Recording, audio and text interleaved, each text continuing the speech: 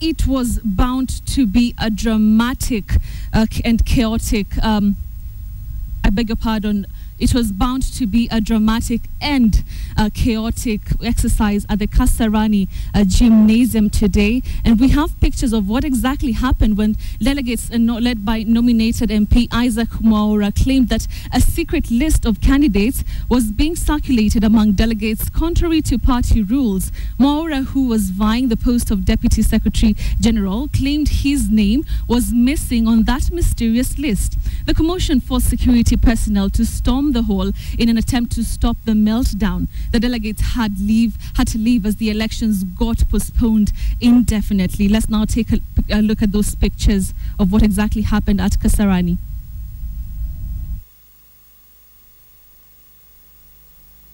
All right, we'll be getting those pictures in just a short while. But so just why did the nominated MP Isaac Mwaura do what he did? Well, he spoke to journalists moment after the chaos. Tatizo langu ni kwamba kuna watu ambao wamependekezwa kupitia kikaratasi hiki ambacho ingeweza kuwapatia ushawishi wa kuweza kuchaguliwa, na ambayo hiyo sio haki kwa sababu wengine pia wamesimama. Tuna wagombeaji 82. Kwa nini 23 wawe kwamba ndio kwenye kikaratasi hiki? Pale watu wa Nairobi, delegates wa Nairobi ni 84, 84.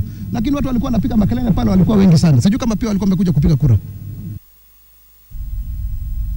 Now, moments after the chaos, party officials expressed outrage at what they saw as an infiltration by forces they claim are out to see ODM fail. The party is now planning a repeat election at a yet-to-be specified time.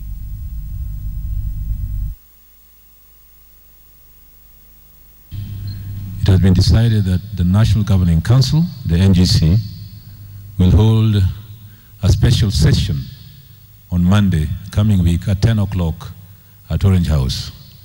I'm therefore taking this opportunity as the Secretary General to officially convene a special session, a special meeting of the National Governing Council on Monday, the 3rd of March this year in Orange House. The Executive Director is hereby directed to send text messages to all members of the National Governing Council, inviting them to this meeting, which meeting will therefore deliberate and decide the soonest time possible to convene the National Delegates Congress in a manner that will be suitable for purposes of carrying out the item on the agenda that was disrupted, that is the elections, and that will meet with proper security and guarantee success. I want to congratulate all the delegates of our great party who traveled from across the length and breadth of our nation to converge here at Kasarani to participate in this historic exercise of determining the future leadership of our party. I want to urge them, wherever you are, our honorable delegates, I want to urge you to remain calm and to be confident that the leadership of the party will make a decision on this matter that is in the best interest of the party. May I also, as a candidate, declare my full confidence in the National Elections Board. We are not broken. We are going back to the drawing boards. We will conduct this exercise with the credibility as we started. We will succeed. It's very unfortunate that that is not to be, that some forces conspired to interfere with the exercise. But I want to congratulate our delegates, ODM delegates, first for turning out in the numbers that they did, and for conducting themselves very responsibly throughout the exercise today.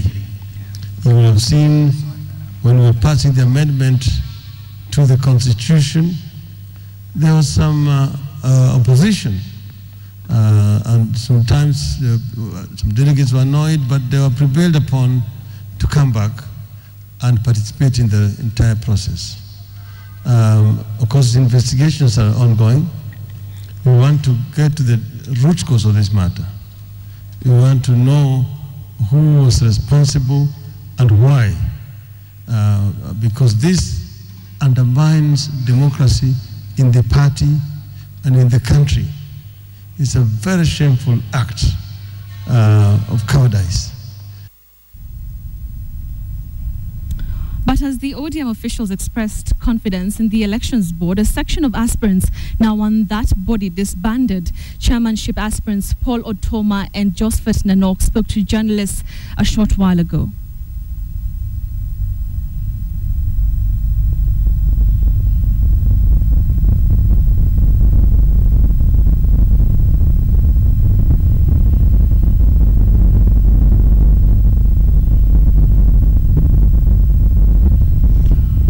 Right, we will have that story in a short while, but for now, let's cross over live to Kasarani Gymnasium, where our senior political editor, Ben Kitili, is joining us from. Ben, good evening. Can you hear me?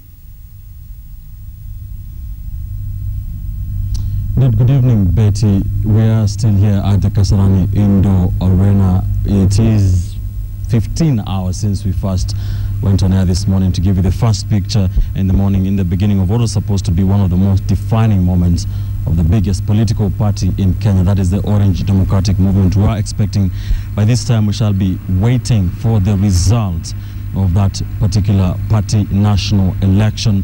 But it is not to be, as you can see around me. It is deserted. It is strewn with clutter, with broken ballot boxes and voting booths rather.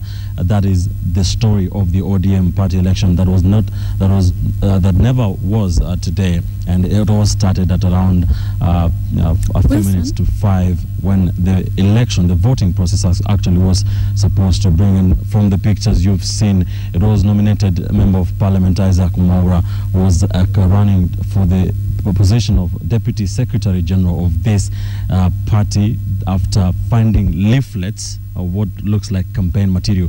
This particular piece of paper is the cause of all that, and it was just a few minutes to the voting process was supposed to begin.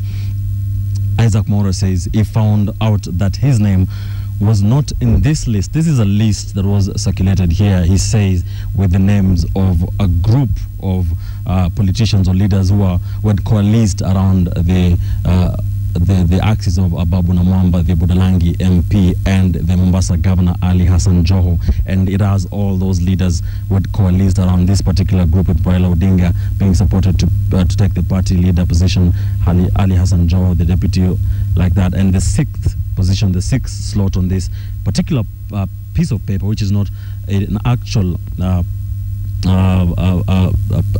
voting paper, is it was supposed to be the name of that nominated MP Isaac Mwaura for the position of Deputy Secretary General, but it is not.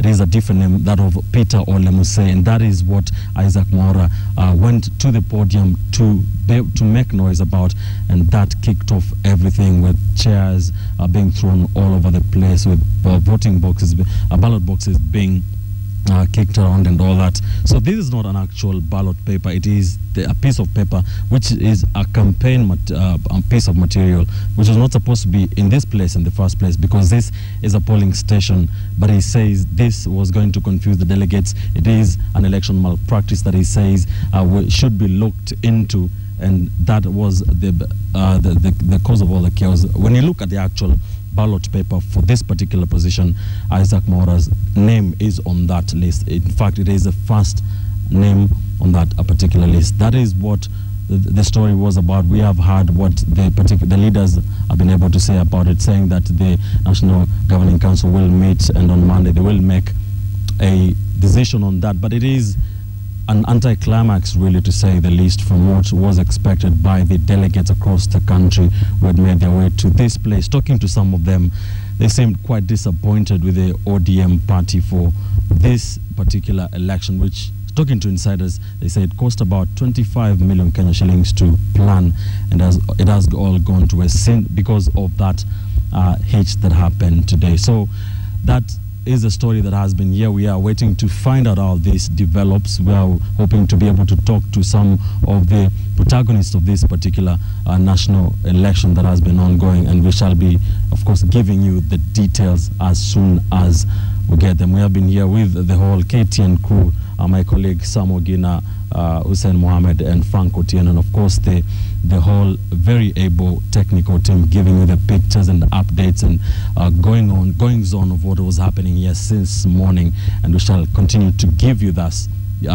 details as this story continues to develop. It was supposed to be one of the biggest days of the ODM party since the last general election, but it is an exercise that has raised many questions about this particular political party. We have seen in the past the ODM party shred the Independent Electoral and Boundaries Commission for what it has called its failure to be able to conduct a credible election. But it is interesting to see now what happens from this ODM case. Back to you, Betty. Thank you very much, Ben Kitili, for that. Now, in other stories, there was a traffic snarl-up and in confusion in the Nairobi city centre after traffic police officers were pulled out of the roads to allow the newly installed electronic lights control traffic flow.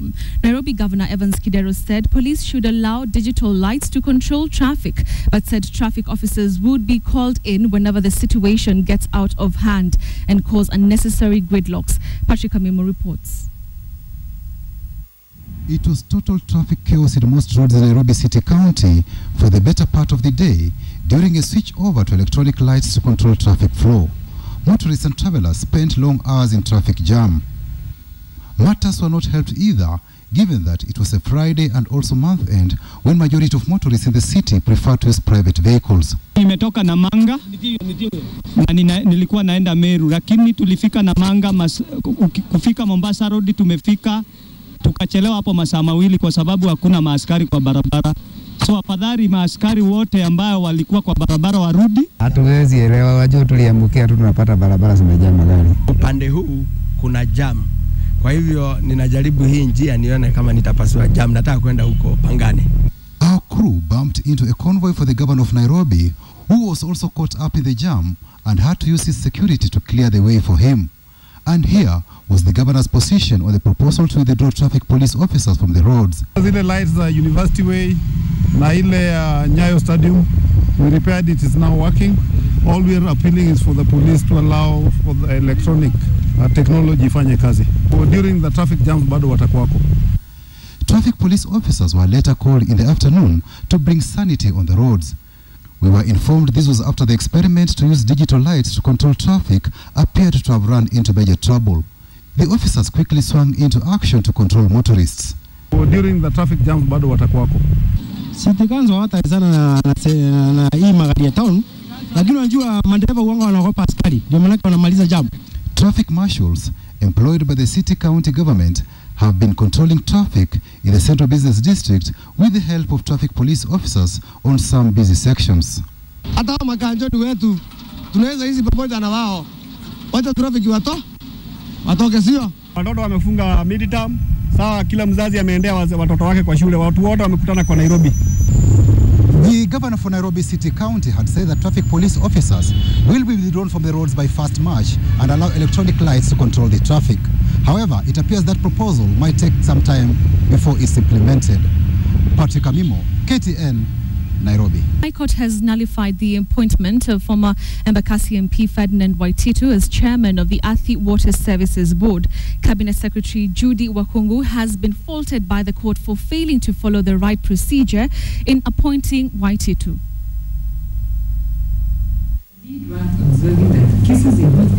Cabinet Secretary Judy Wahungu was put on the spot today for failing to follow the constitution in appointing former Embakasi Member of Parliament Ferdinand Waititu as chairman of the Athi Water Services Board. It appears to me that there is nothing in the said provision. Lady Justice Mumbi Ngugi, in her judgment, faulted the Cabinet Secretary for Environment, Water and Natural Resources for failing to consider the constitutional requirements of Chapter 6 touching on personal integrity, character and suitability for a person to hold public office. However, Justice Ngugi made it clear that she did not fault the character of Waititu, but the process that was used to appoint him into office. The court has found that no inquiry was made With regard to the suitability of the interested party under the Constitution, a responsibility that fell on the first respondent under the provisions of the Water Act as read with Section 7 of the 6th Schedule to the Constitution. This comes after a case was lodged by businessman Benson Britho, who questioned the integrity of Waititu, accusing him of hate speech against members of the Maasai community living in Kyallo. Waititu has since apologized before court for this matter. However, Waititu's lawyers said they would appeal. This is really sad when you find judicial activism merely to flex some muscle or just to say that, yes, we are the court, we have the power, we have the right, and we cannot, be told by the executive whom they have appointed that we should not say anything about them. This is sad. The person supposed to ask and investigate and actually make a finding on those integrity issues is the Ethics and Anti-Corruption Commission. So why should the court overlook that? I mean, that's the law. That's basically condemning the interested party unheard. They're pending cases in court, in other courts. Let them go. Let them be heard to their final determination. If this person is found to have, committed a crime or any offense, then that's a different case. But here are cases pending in court. What then is a well-known doctrine of sub judice supposed to do? Winnie Kamau, Friday Briefing. Now, police in Langata are investigating the murder of an ex-pilot, David Macharia, who was killed by unknown people at his home in Karen and dumped in a septic tank. Macharia, who had been living alone after divorcing his wife, was found with the injuries on his body, with his legs and hands tied up. The alleged killers are said to have said they had been sent to do it. They also reportedly disclosed what they had done to Macharia after they were sent a sum of 10,000 shillings by the victim's cousin. According to Titus Yoma, the Langata OCPD, Macharia seemed to have been killed a few days ago and not yesterday, as the callers claimed. High Court Judge Mohammed Warsame sentenced them to death after he found the two guilty of the murder of Dr. James Nganga Moirori. Nganga was the son of Patrick Moirori, the former member of parliament for Gatundu. In 2009, Munene and Chep Konga got involved in a brawl with Nganga outside a nightclub in Westlands. Moirori was shot dead and the two were arrested. In his defense, the former police officer Dixon Munene claimed that Nganga had resisted arrest, forcing him to fire the fatal shot.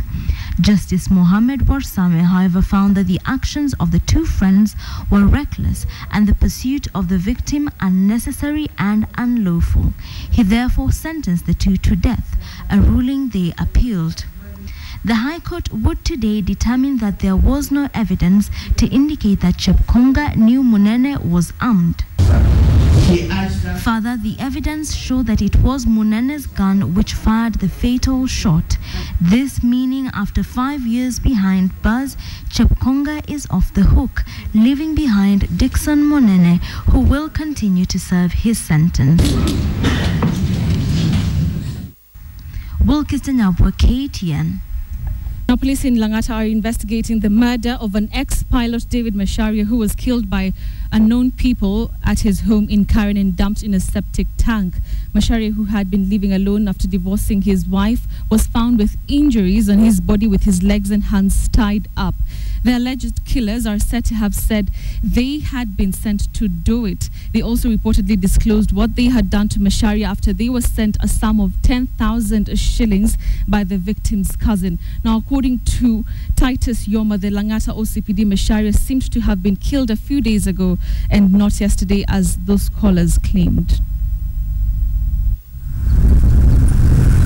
The late David Macharia must have led a secluded life for no one to notice he was missing. Had his alleged kidnappers and murderers not alerted the family, none would have been the wiser. Yesterday, nilipata a call at 2. Nikaambiwa another cousin of mine anafanya Njoro, akanipigia. Mimi ni wa Nakuru, akanipigia akaniambia ati kwa watu wameshika mash, so akaniambia na sio kuzuri. The kidnappers asked for a 1 million shilling ransom when they first made contact with the family members on Thursday. So akaniambia uko na how much? Nikamwambia saizi sina pesa. Akaniambia una pesa kwa M-Pesa? Nikamwambia sina. Akaniambia weka kwa M-Pesa tunataka 50,000. Nikamwambia sina. Maybe labda niweke na afu niwatumie. So waka-communicate mpaka the last minute, wakaniambia kitu at 9 ati wewe umekuwa mjeuri, and then nimemkute septic tank. But has got some injuries, and also he was tied on the legs and on the hands also were tied. The money was sent to a Safaricom M-Pesa agent number, and police are now following possible leads. Ni mapema sana kuanza kusema ni nini ilitokea. Uchunguzi tumeanzisha na hivi karibuni tutapata. Preliminary investigations point to a possible property dispute, and he could have been killed days ago, given the body had already started decomposing. The late David Macharia was a divorcee and lived alone. Catherine Omwando, KTN. To be a dramatic affair, but few could have predicted that the much anticipated ODM elections would turn into complete chaos and be postponed indefinitely. But that is exactly what happened a few hours ago when a section of delegates disrupted the voting process and caused mayhem in the voting hall at the Kasarani Gymnasium. The delegates, led by nominated MP Isaac Mwaura, claimed that a secret list of candidates was being circulated among delegates contrary to party rules. Mwaura, who was vying for the post of Deputy Secretary General, claimed his name was missing on that mysterious list. The commotion forced security personnel to storm the hall in an attempt to stop the meltdown. The delegates had to leave as the elections got postponed indefinitely.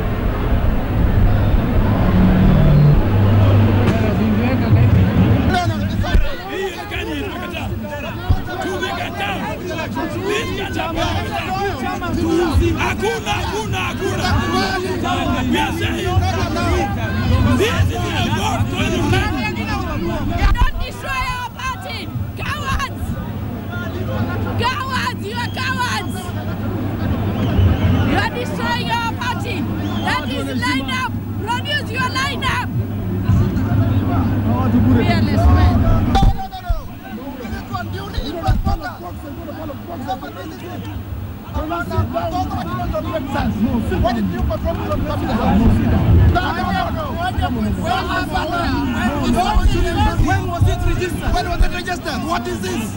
What is this? Why did you allow people to come to the house? No, look at this. This is ODM. Yes, I'm right.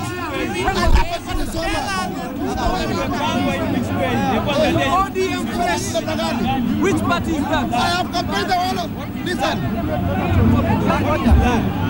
No way. I have campaigned the whole of this country. Opinion polls are rating me very highly. How do you come up with this list? We are the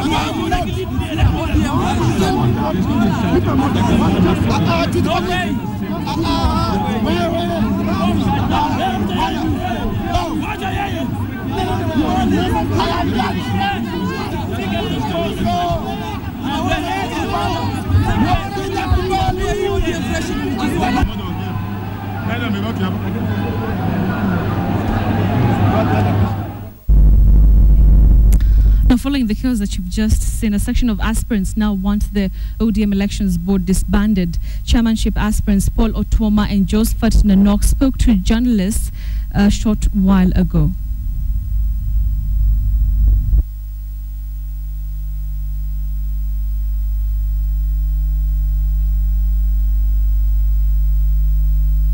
We held a lot of meetings with the National Election Board as candidates to be briefed on what was happening and the arrangements. And up to that point, we were very comfortable that the party is going to conduct a credible election. But what you just saw this afternoon, that did not come out, and it is very disappointing. People have traveled all the way. People have spent a lot of resources trying to reach out to the members to have a credible process, to involve people. So when it comes to this kind of thing that has happened this evening, especially when some of our competitors started arguing with the commissioners, and even the commissioners having the audacity to collect campaign material from our competitors and display and distribute them alongside the ballot papers, that was completely a sham, and this is what brought all these problems. And we feel disappointed as members because we thought these elections were to help reorganize and re-energize the party. And we cannot again say that the same team that has failed us is going to be able to gain the confidence of both the delegates and even ourselves as candidates to conduct another election. That's why we are saying the National Governing Council should be able to meet and reconstitute, taking into account what happened today. You know, if you go to the game, you must always know the rules. I think the election board never called all the candidates to tell them what detailed procedures, how people are going to vote. So the whole flow of the hall was in a mess. People didn't know what was happening. People didn't know whom they are voting for. So it became very difficult. In fact, the delegates were very confused and they kept on asking, what is happening? If the election board maybe took time to explain the procedures and why they were doing that, maybe it would have been fair. Church leaders in Maendeleo ya Wanaume organization are out to collect 1 million signatures to ensure the constitution is not interpreted in favor of gay people in Kenya. And as KTN's Joy Doreen Bira reports, Sweden is set to review donor aid to Uganda following the signing of the anti-gay bill into law. The Swiss Finance Minister Anders Borg says Sweden will not totally cut aid to Uganda after the signing of the anti-gay bill into law. But Sweden is warning that Uganda's suitability as an investment destination is to be reviewed, with aid diverted to agencies and not directly to the government. This is an issue that will come up when I speak to Swedish investors. So you think we should go and invest in agribusiness in Uganda? Can we invest in a country where there is gross harassment of homosexuals? This is a reputation risk when they go to their own owners and to their young clients in Europe and the US, who are very liberal in views on this. So it is a reputational risk. Sweden, that donates $10 million to Uganda each year, joins the Dutch, US and Norwegian governments who stated the country would suffer consequences if President Museveni assents to the bill. The World Bank, too, has held back $90 million meant to help improve health services in Uganda. Meanwhile, Ugandan opposition leader Kizza Besigye has also further condemned the president's decision, saying it was going to have a negative impact on helpless Ugandan citizens. Sexuality is as Ugandan as all other Ugandan behaviors. It has nothing to do with the foreigners. However, a growing number of African nations are in support of Museveni's signing of the bill into law. In Kenya, religious groups and activists Maendeleo ya Wanaume launched the Zuia Sodom Kabisa campaign aimed at collecting 1 million signatures against homosexuality.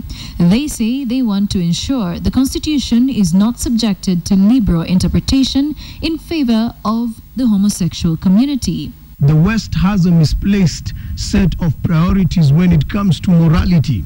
Nice sounding euphemisms like gay, men having sex with men, they are all intended to sanitize a crime which under the Penal Code, Section 162, Section 163, and Section 165 is a crime.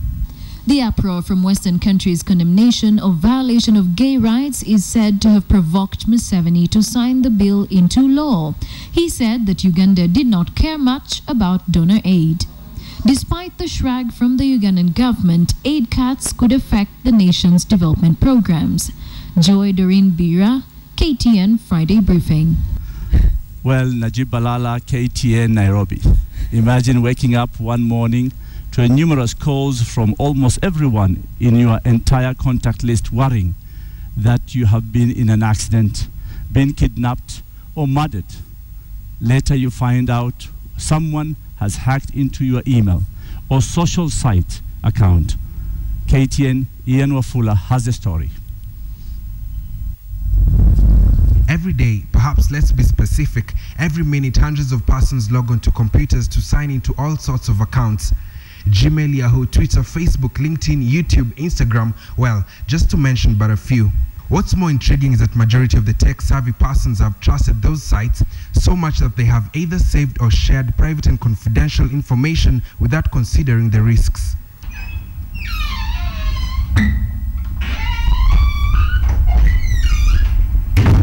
Nyawira Kithinji, a social development specialist at the National Irrigations Board, fell victim to cyber insecurity. Her email address was hacked into. Messages stating that she was seriously stranded and in need of help were sent to all her contacts. A later report by an expert indicated that the hacker was in Nigeria. I got so many calls, I think over 50 calls. Even some calls I couldn't be able to, to answer all of them. Because every minute I placed the phone down, the phone could not even keep the charge. What was even more frustrating was that Nyawira could not even access internet at the time. I talked to one of my daughters, because now that particular time I was not even on my laptop, and requested that can just get the same contacts that they realized, because one of them would actually received the same email to communicate that I was well and fine.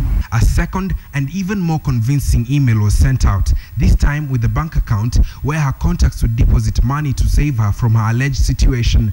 I called that expert who came and placed the cursor on the account number that was given. So it was not activating, which meant it was a hoax, that maybe whoever actually hacked initially, they thought if they sent emails to my account saying I'm in an emergency situation, they'll be able to direct some unsuspecting people in my email list to give some assistance. It took a lot of time to solve the damage the hack had caused on Nyawira's email address, and even after fixing it, up to date, Nyawira cannot view her sent items, and she also lost all her contacts. We got in touch with Bright Gameli, the IT specialist who fixed Nyawira's email address, and he says for some, hacking is like a game. There's a group of hackers that we call script kiddies who are they're not security experts, but they just go on YouTube, look for a video and say, oh, this is how this is done. Let me try it, and it works. With the passwords, security codes and secure sites, one would wonder how some of the hackers do it. The fact that we are not aware to be able to update them frequently makes us an easy target. Another thing is people send an email to us. When you send an email, say, change your password, you haven't looked at where it is coming from. Or somebody sends you a picture, a PDF document, Microsoft Word documents, all those could contain viruses, which will not be detected by antivirus, most likely. So that goes to you, you open it, and you've been hacked. Majority of Facebook users have fallen victim to the links sent out to their friends, bearing even pornographic videos and pictures. Always clear your cookies once in a while, maybe every 4 days. Just go to browse. If you can't do it, just Google. You'll find it. It's hard. As for Bright and other IT specialists, fighting cyber insecurity remains a challenge with new hacks, sites and techniques every day. It is evident that the advancement of technology is inevitable. However, even experts warn that we should be cautious while visiting suspicious links and sites to avoid being vulnerable to cyber insecurity. Ian Wafula, KTN. Shareholders of listed firm BAT Kenya are a happy lot after the company announced a 37 shillings dividend payout for each share held. Adelaide Changola reports.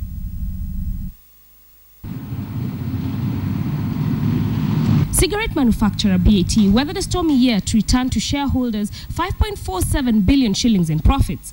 This, the firm said, was achieved despite a hit from taxation and a dip in its export sales to Egypt. The total market is relatively resilient.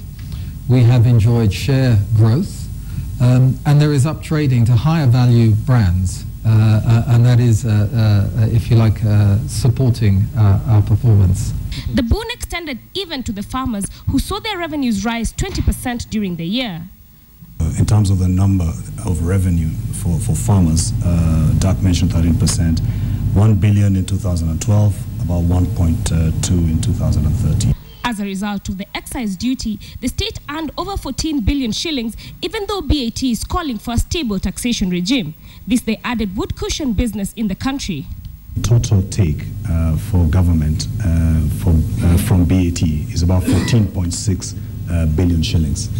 Shareholders, earnings for shareholders is 3.7 billion shillings, which is 25% of the total government take. It's important and critical that we work together. Wisdom and prudence and moderation in terms of Treasury when it comes to thinking about excise in the future. BAT proposed a record final dividend of 37 shillings a share for the year, up from 32 shillings and 50 cents in 2012. We have good momentum, our brands are in good shape, and we have great people in the company. So we are feeling optimistic about the future. Going forward, BAT will bank on the rising sophistication of their Kenyan customers who are shifting from low-value products to high-end cigarettes to grow their revenues even higher in 2014. Adelaide Changole, KTN Business. Now, the Konza Technopolis Development Authority has signed a contract with the University of Nairobi to survey and map the Techno City's construction site. The survey, that will take 5 months, will cost 28.6 million shillings, and thereafter the government will lay basic infrastructure. Cabinet Secretary for ICT Fred Matiang'i, while signing the contract, said that construction of the Phase 1 will start in the next quarter with the help of the survey findings. The first phase of the project will include construction of a business outsourcing center, a science park, and a data center in a period of 5 years. Well, this comes amidst concerns as to why the project has taken long to take off, with government's commitment to its achievement being questioned.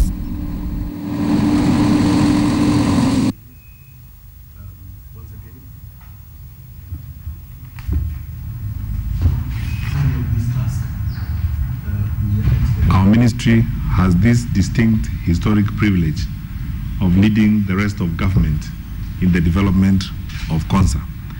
But the whole government is mobilized because this is a project that is high on the priority list of His Excellency the President himself. And we have a cabinet subcommittee that has brought together the infrastructure ministries that have mandates that touch on the development of Konza.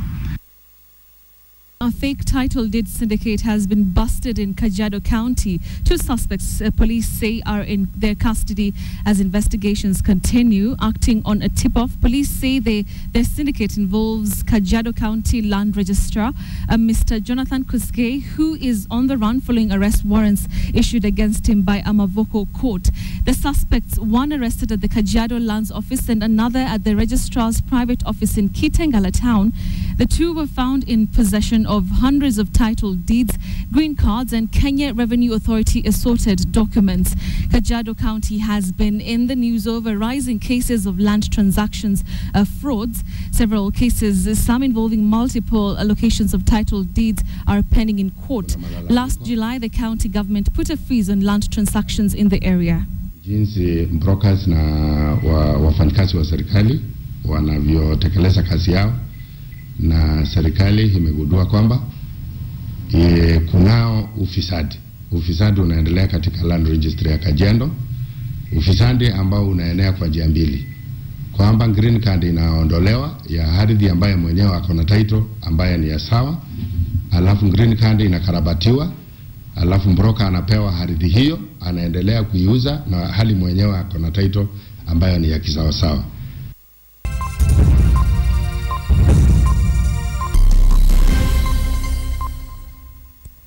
Well, it's that time that we cross over live to Kisumu County, where Willis Ochieng, also known as Willis the Wordmaster, is standing by for tonight's lesson. Willis, a pleasure seeing you this evening. How are you doing? I'm doing good, Betty, and it's a pleasure for me to be on my seat from Kisumu, just on matters of pronunciation. I like that, Willis. Let's start off. Do we say vacant or vacant? Vacant. Many people say vacant or vacancy, but we say vacant, vacancy. Just like we have various and vapor, not vapor, not various. So letter A takes the sound A. All right. Now, Willis, last week you mentioned something when you're explaining a word, and you said elephant. Were you kidding, or is that the right pronunciation of that word? Well, Betty, we say Eli, not Elle. Elle, that is the spelling, but we say Eli, elephant. Just like we have elegant, element, elevator. Now, most people say Elle, but the best way at the onset is Eli. Wow, Willis, that comes as a surprise. Elevator, not elevator. Great, Willis, I like that. Thank you for that. Let's move on to another one. Do we say shepherd or shepherd? You know, in the hymns, most of the times you hear people singing, oh shepherd, oh shepherd. Which is which? We don't say shepherd, we say shepherd, just because letter H in that word is silent. So we don't have a digraph, PH. We just say shepherd, no H to form the sound F, no. Okay. We say shepherd. Shepherd. All right, let's move on to another one that is commonly used, especially by children. Do we say juice ama juice? I like that, personally. Anyway, we say juice, not juice, not Jewish. Just like we talk about the sluice gate, not sluice or sleeves, juice. And Betty, we say biscuit, not biscuit. Biscuit and juice, not juice. Okay, great. Yes. Let's move on to another one. Is it entourage or entourage?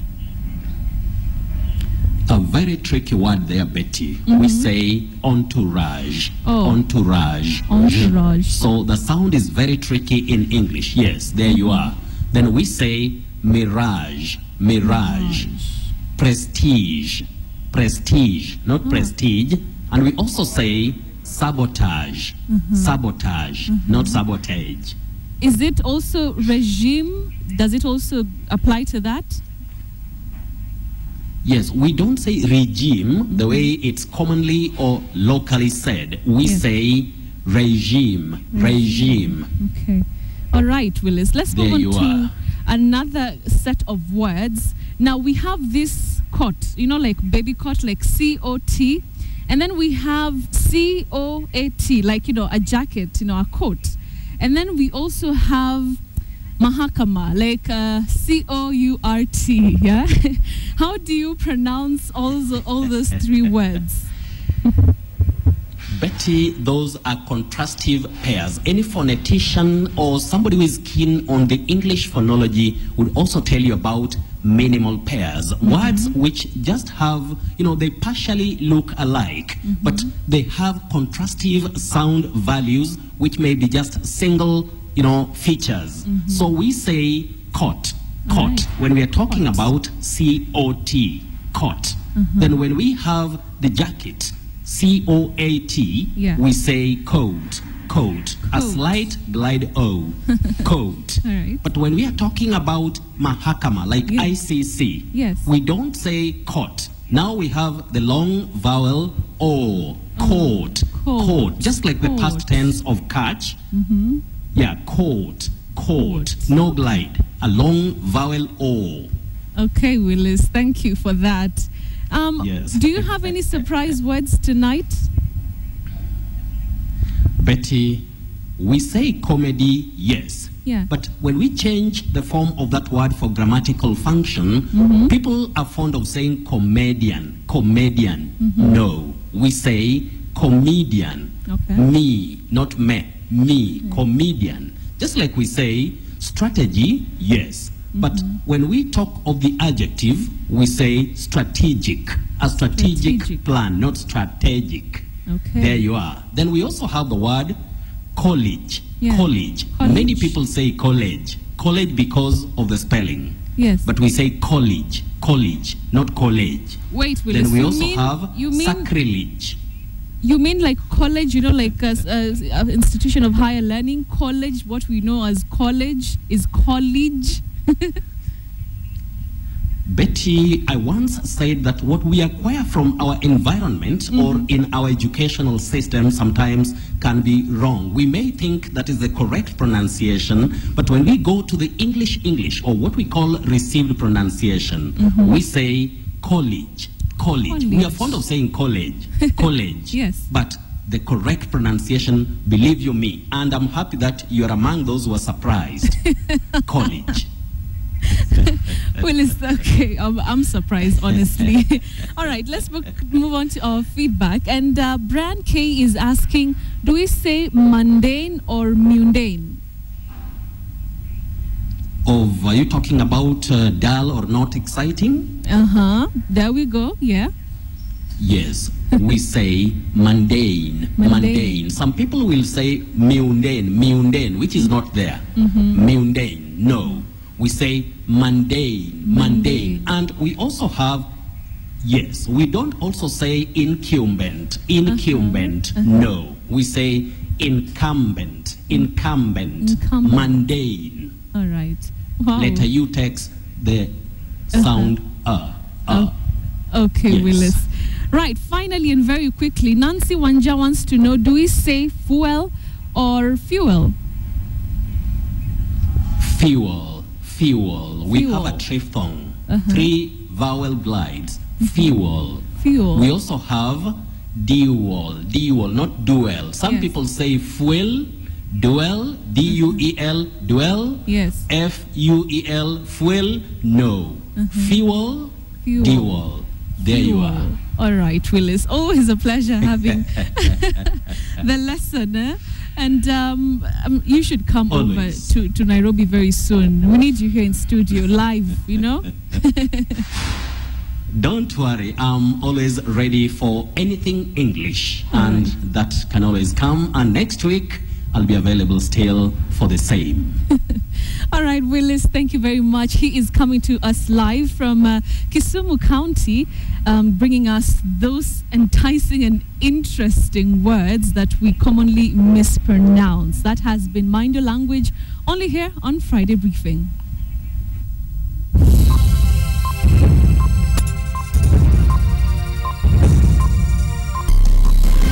Faced visa hitches and will step into the field a few hours after their arrival.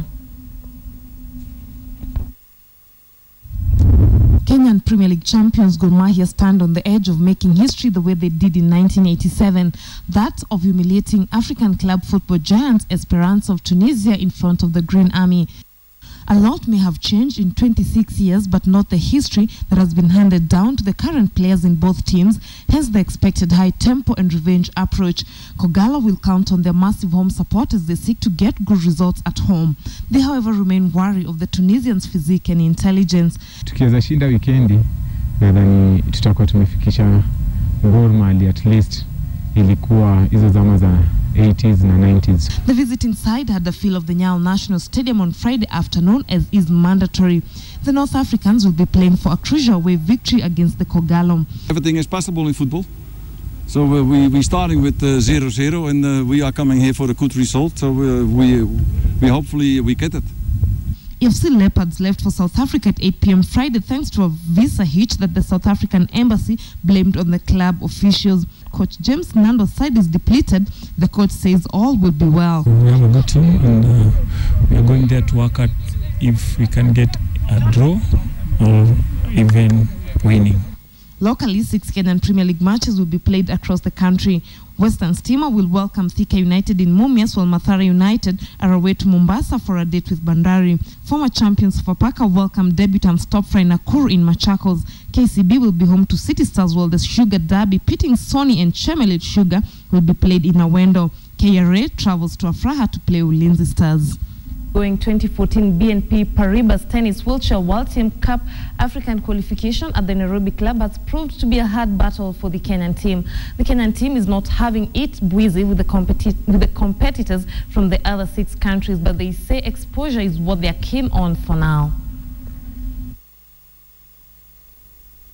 After fine display by the national women's wheelchair team, the men's team struggled to contain tough opposition from a more refined Nigerian and Egyptian teams.